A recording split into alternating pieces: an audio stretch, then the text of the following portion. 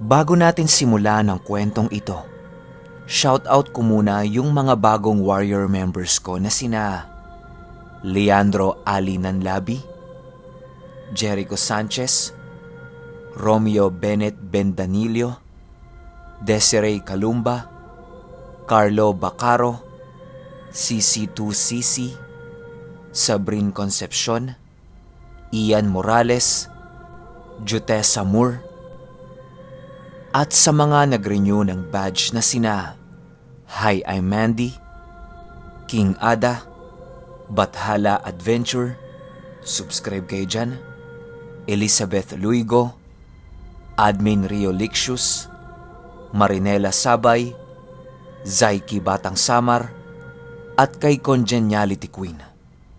Maraming salamat po sa inyo. Simulan na natin to. Ang kwentong ito ay hango sa totoong buhay. Karanasan ito ng barkada ng lolo ko. Naitago na lang natin sa pangalang Jose. Taong 1978. Tanudan, Kalinga.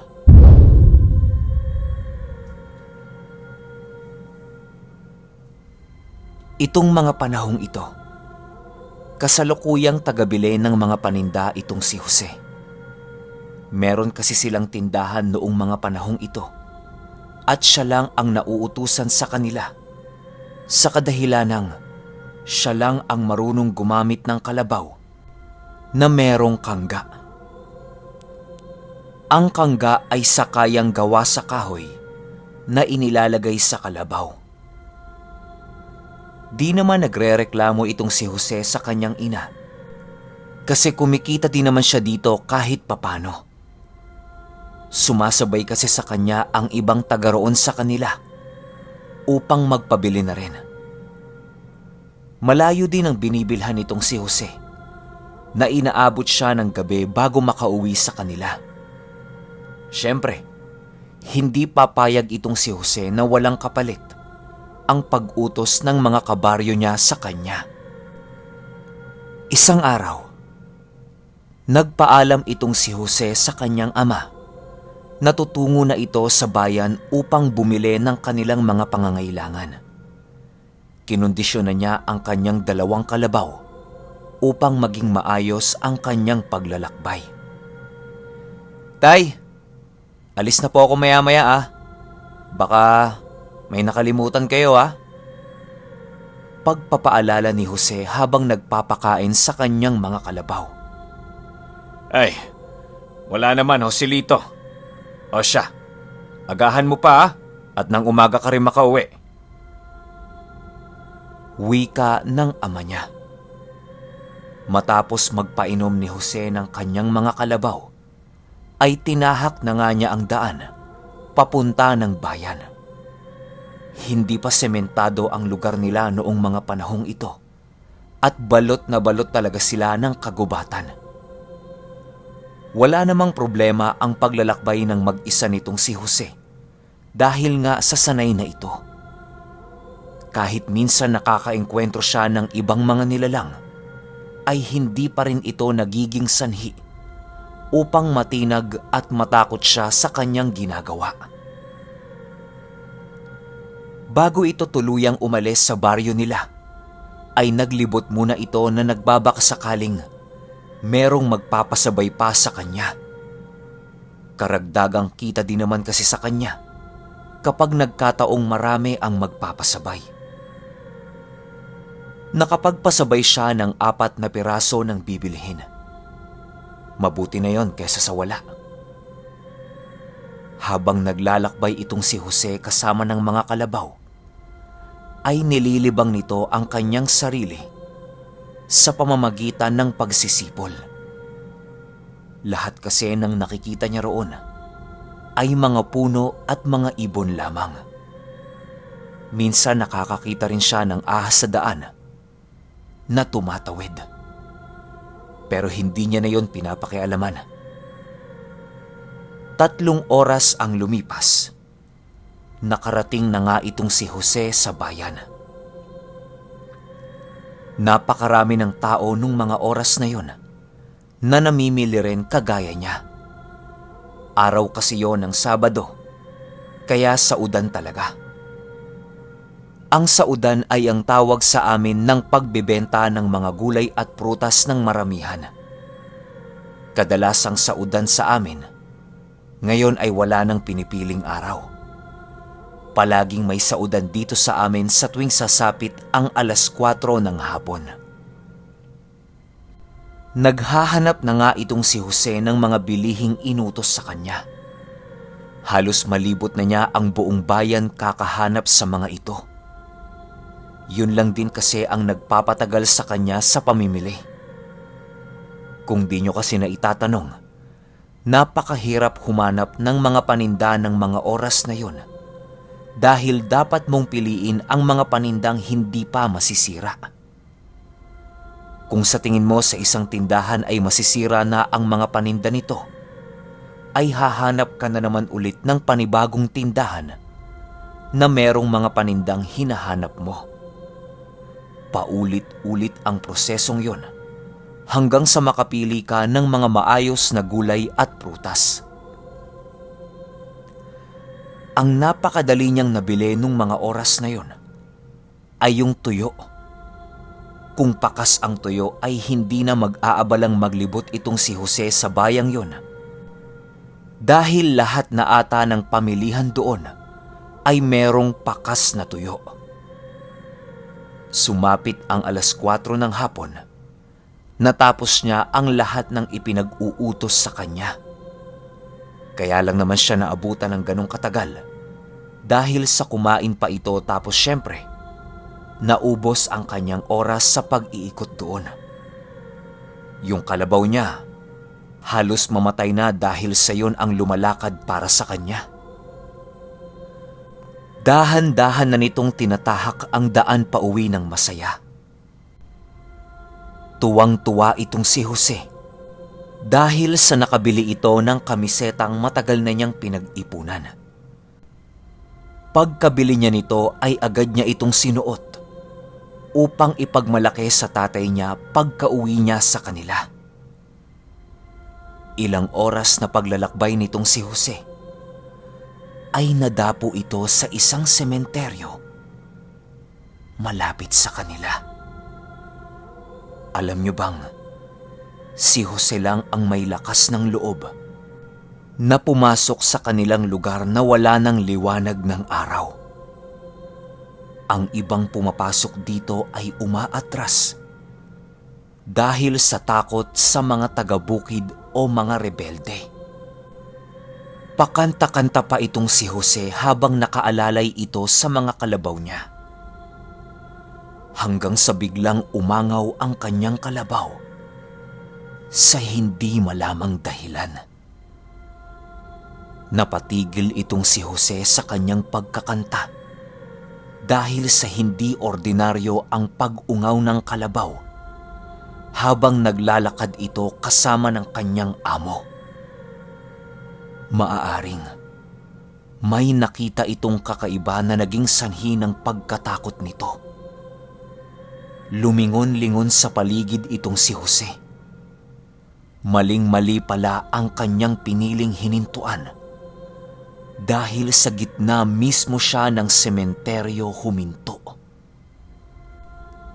Imbis na pakaripasin ng takbo ang kalabaw niya, ay hinanap niya pa talaga kung meron ngang nilalang na nasa paligid. Laking gulat na lamang nitong si Jose nang nakakita siya ng isang babaeng walang ulo. Nakalitaw yon sa isang puntod di kalayuan sa kanyang hinintuan. Maliban pa dyan, ay may nakita siyang isang napakalaking kalabaw na napakaitim na animoy lumublob sa putikan. Nanlilisik ang mga mata ng torong kalabaw na ito at parang susugod na ito sa kanya. Pagkakita ni Jose dito, ay walang habas niyang pinagpapalo ang kanyang mga kalabaw upang tumakbo yun ng mabilis. Agara naman ang pagtakbo ng kanyang mga kalabaw, pagkahampas na pagkahampas niya rito. Itong si Jose, habang nagpapatakbo sa kanyang mga kalabaw, ay nakalingon yon sa kanyang likuran.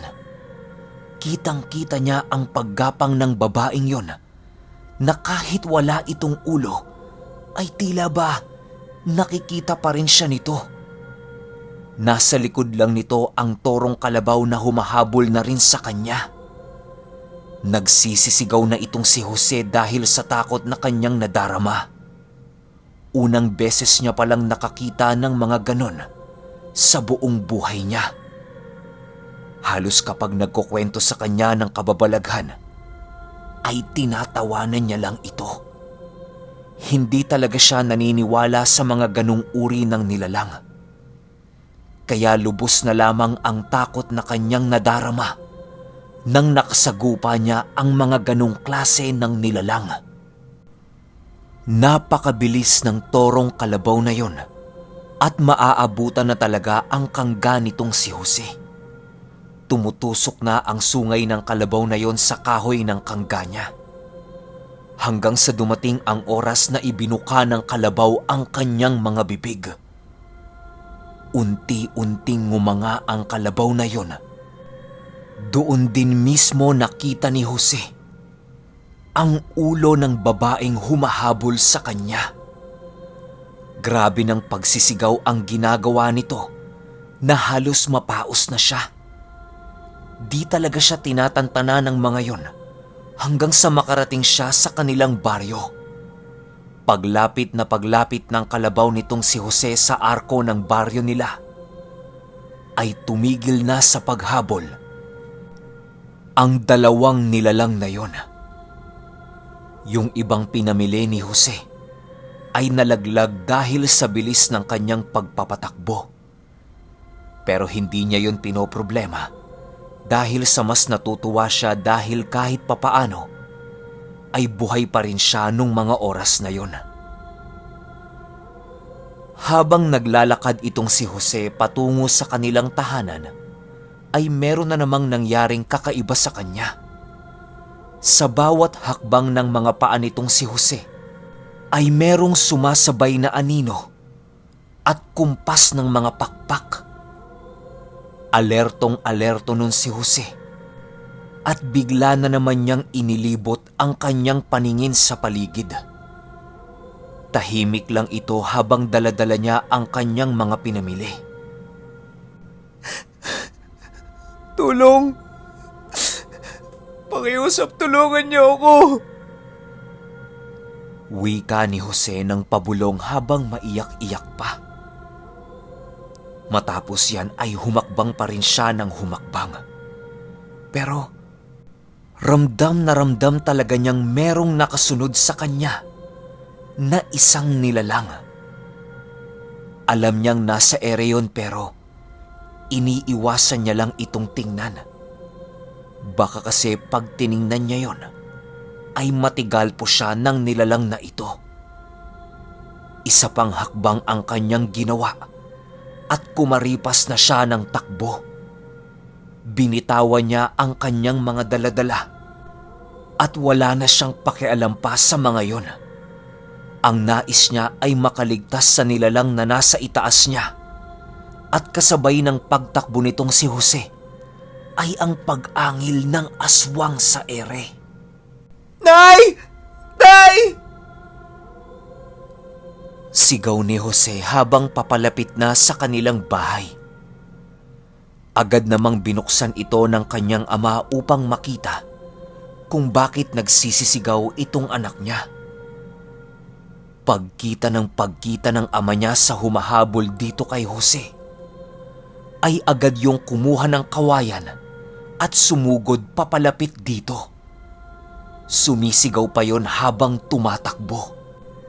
Mukhang nasipat ng nilalang yung tatay niya, kaya agad yun lumipad papalayo. Natinag ang aswang na yon sa ginawa ng tatay niya. Matapos yan ay pinapasok na nila itong si Jose, na iyak ng iyak. Halos hindi na nila ito mapatahan dahil sa kilabot nitong naramdaman. Tila ba nagiging bangungot na yon para kay Jose. Di nakatulog si Jose nung gabing yon. Yung 3 kapatid niya, tinabihan na siya para kahit papaano ay mapanatag ang kalooban niya. Pero kahit anong gawin ni Jose na pwesto sa kanyang higaan, ay hindi pa rin niya yun nakakalimutan. Kinaumagahan, nabalitaan ng ama nitong si Jose na meron pala silang buntis na kabaryo. Malapit lang ang bahay nito sa kanila at malamang yun din ang dahilan ng paghabol sa kanya nito. Maaaring nakita siya nitong naglalakad kaya siya ang napagdiskitahan ng aswang na yun. Di na ito gaanong pinansin ni Jose dahil gusto na nga niyang kalimutan ang lahat ng pangyayaring yun. Yung mga nilalang na humabol sa kanya sa sementeryo ay walang nakapagsabi sa kanya kung anong uri ang mga yun. Di pa rin nakakalimutan ni Jose ang mukha ng babae na nasa loob ng bibig ng torong kalabaw na nakita niya. Ilang linggo din bago naalis sa kanya ang itsura ng nilalang na yon. Magmula noong nakabawi na itong si Jose sa trauma, ay hindi na siya muling nangahas na pumunta sa bayan ng mag-isa. Kung pupunta man siya, ay dapat meron siyang kasamang nakatatandang kapatid niya. At kahit na anong mangyari, ay hindi dapat sila maabutan ng hapon sa daan. 12:00 pa lang ng tanghali, ay umuuwi na itong si Jose at ang kanyang kapatid galing ng bayan. May mabili man o wala, ay wala yung problema sa kanya. Dumating ang araw na merong kakaibang nangyari dito sa dalawa niyang nakatatandang kapatid. Ang pinakapanganay nila ay namatay dahil sa bangungot. Natagpuan nila ito sa kanyang silid na nakanganga, tapos nakahawak ang mga kamay nito sa kanyang paa. Unang pagkamatay ito sa kanilang pamilya noong mga panahong yun. Kaya naman, grabe ang pagkalumo ng buong pamilya nito ni Jose. Di nila naisip kung bakit nangyayari sa kanila ang mga yon. Sa tuwing tinatanong nila ang tatay nila, ay hindi yon sumasagot. At wala kang maririnig na boses na nanggagaling dito. Tila ba, nagbibingi-bingihan lang yon. Ayon kay Jose, naging maayos naman ang libing nitong kanyang pinakamatandang kapatid. Kahit napakasakit sa kanila ay kailangan nila itong tanggapin dahil sa wala naman silang iba pang pagpipilian. Nairaos naman nila ang malungkot na pangyayaring yon sa kanila. Matapos mawala ng panganay na kapatid nitong si Jose, ay doon din nag-umpisa ang kanyang mga pangitain. Madalas na itong nakakakita ng isang nilalang sa mismong bahay nila. Lumilipad na animoy, tila ang madalas niyang nakikita. Sa lahat ng sulok ng bahay nila, ay nasisipat talaga yon ni Jose. Ilang beses niya nang naikwento ito sa tatay niya, pero kahit anong gawin nilang paglalagay ng mga pangontra sa buong bahay, ay hindi pa rin umaalis ang nilalang na yon. Siya lang din ang nakakakita dito at talaga namang nakakatakot yon ayon kay Jose. Ang nakita niya noong mga panahong yun ay isang napakaitim na tuwalya na lumilitaw. Wala itong mga kamay at tanging mga mata lang nito ang nakikita niya. Balot na balot ang nilalang na yon ng parang tuwalyang itim. Minsan dumadaan lang ito sa kanyang tabi habang humihinga ng malalim. Sa bawat paghinga nitong nilalang ay halos matanggal na ang kaluluwa nitong si Jose. Pinagpapawisan din siya ng malamig sa tuwing nakikita niya ito. Hanggang sa dumating na naman ang araw na namatay ang pangalawang kapatid niya. Di na talaga malaman nitong ama niya kung bakit nangyayari sa kanila ang ganong bagay. Kagayang-kagaya din ng pagkamatay ng kanyang kuya ang nangyari dito. Nakadiwal din yon at para bang may nakadagan sa kanyang napakabigat na bagay. Akala ni Jose ay doon na titigil ang mga nangyayaring yon. Pero nagkakamali siya. Isang araw pagsapit ng hapon, habang nagkakape itong si Jose, ay nakapagkwento sa kanya ang tatay niya. Jose, dahil ikaw ang pangatlo kong anak, nais kong malaman mo ito. Makinig ka sa sasabihin ko. Wika ng kanyang ama. Sige ho, tay. Sagot naman ni Jose. Matapos sumagot ni Jose sa kanyang ama ay nag-umpisa na itong magkwento. Ayon sa kanyang ama, kaya namatay ang kanyang dalawang matandang kapatid dahil sa bangungot ay sa kadahilanang nasa dugo na talaga nila ang mga pangyayaring ganon. Pang-apat pala itong ama niya sa kapatid nito at siya lang din ang nakaligtas. Ang tatlo niyang matandang kapatid ay namatay dahil sa bangungot din. Halos napanganga na lamang itong si Jose dahil sa kanyang mga narinig. Pangatlo kasi siya at siya ang pinakahuling anak nitong mga magulang niya. Sinabi ko sa iyo to, Jose, dahil ayaw kong maubos ang lahat ng mga anak ko. Dagdag pa nito. Ha? Bakit, tay? Mamamatay din ba ako? Takot na tanong ni Jose. Magpakatatag ka, anak. Huwag mong hayaan ang mga demonyong kumukuha sa mga dugo natin. Ang manaig. Wika ng kanyang ama.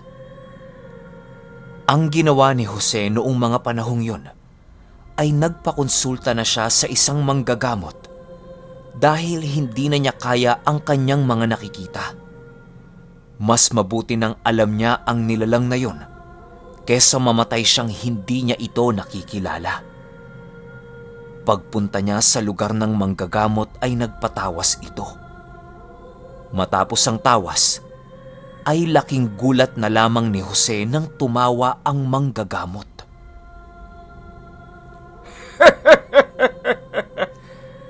Gabay mo yan, iho! Wika ng manggagamot. Gabay?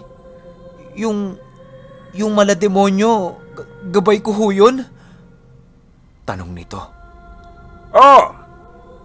Alam mo kasi ang gabay ay wala yan sa kaanyuan ito. Kahit demonyo ang gabay mo, kung ikaw ay mabuting tao ay mabuti din yon. Ang nais lang ng mga yan ay ang kaligtasan mo. Malamang matagal ka na niyang inililigtas ng hindi mo namamalayan. Sagot ng matanda. Natahimik na lang itong si Jose sa kadahilanang wala na siyang maisagot dito sa matanda. Ang ginawa na lang niya nung mga oras na yon ay nagpaalam na ito sa manggagamot upang makauwi na. Habang naglalakad itong si Jose, ay gumagaan na ang kanyang pakiramdam. Alam niya na kasing hindi ang nilalang na yon ang pumatay sa mga kapatid niya. Sumapit ang gabi ng mismong araw na yon at dito na nga mangyayari ang bangungot na naranasan ng kanyang mga kapatid. Matapos kumain ng gabihan nila Jose, ay nagsitulog na ang mga ito. Bago siya pumikit, ay nakita niya ulit ang nilalang na yon na animoy nakaupo sa pinto ng kanyang kwarto. Hindi niya na lamang ito pinansin dahil alam niya nga na gabay niya ito. 11:00 na ng gabi nang magsisisigaw itong si Jose. Agad naman siyang pinuntahan ng kanyang ama na nag-aalala. Jose! Napano ka? Sigaw nito habang papalapit sa kanyang kwarto. Pagtingin na pagtingin ng kanyang ama dito kay Jose, ay laking gulat na lamang nito nang makita niya si Jose na nakalutang sa kanyang higaan. Di mawari ng kanyang ama kung sinasapian ba ito o kung ano. Buti nakasigaw siya ng mga oras na yon. Dahil kung hindi, malamang sa malamang ay patay na itong si Jose. Hinawakan siya ng kanyang ama upang alalayang makababa sa pagkakalutang. Pilit siya nitong ginigising pero hindi talaga siya magising-gising. Hanggang sa sumapit ang umaga na walang tulog itong ama niya na nakabantay sa kanya. Wala hindi talaga magising si Jose nung mga oras na yon. Pagmulat nitong si Jose, nakita niya ang kanyang mga magulang na nakatitig malapit sa mukha niya. Napasigaw na naman ito sa gulat. Kahit sino naman ata, magugulat kung mukha ng tao ang makikita mo sa paggising mo. Pagkasigaw ni Jose dahil sa gulat, ay agad siyang sinapak ng kanyang ina. Nagulat din kasi ang mga yon dahil sa ginawa nito. Matapos niyan ay tumungo na sila sa kanilang kusina upang kausapin itong si Jose habang nagkakape. Ayon kay Jose, nanaginip siya noong mga oras na yon na nasa isa siyang bahay. Meron itong 2 palapag at hindi talaga siya makaalis-alis doon. Kahit saan siya sumuot, ay pawang nakasara ang bawat lagusan ng bahay na yon. Hanggang sa nadapo ang tingin niya sa itaas ng bahay. Dahan-dahan siyang umakyat sa palapag ng bahay na yon at nang maaninag na niya ang itaas nito, ay laking gulat na lamang niya nang makita niya ang isang ahas na napakaliit pero napakabilis naman ang paglaki. Pulang-pula ang kulay ng ahas na yon na nakapulupot sa kanyang mga katawan. Minuto lang ang lumipas at naging dambuhala na nga ang ahas na yon. Tinitigan siya nito at walang pagdadalawang isip na sinugod. Nagtatatakbo itong si Jose sa loob ng bahay hanggang sa mapuluputan siya ng ahas na yon. Mawawalan na lang ng malay noong mga panahong yon si Jose. Buti na lang at biglang lumitaw ang nilalang na kanyang gabay. Nakikipaglaban yun sa ahas. Kahit sa bawat pakikipagbuno nito ay nasusunog ang parte ng kanyang kasuotang maitim na tuwalya. Tinitigan lang ito ni Jose habang pilit kumakawala sa pagkakagapos dito. Hanggang sa dumating ang oras na nalulun ng ahas ang nilalang na kanyang gabay. Matapos yan ay dahan-dahan itong lumapit sa kanya upang lamunin siya ng buo. Maya-maya pa, bigla na lang napamulat itong si Jose at nabalik na siya sa kanyang katawan. Laking pasasalamat ng kanyang mga magulang dahil sa nabuhay siya sa bangungot na pumatay sa kanyang mga kuya at dahil na din ito sa kanyang itim na gabay.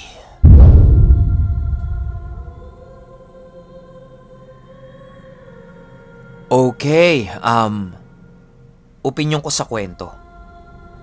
Magandang halimbawa tong kwento na to sa mga itsura at kung anong klaseng gabay meron tayo.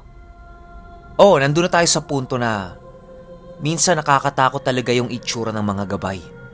Pero lagi niyong tatandaan, hindi ka ipapahamak ng gabay na yan.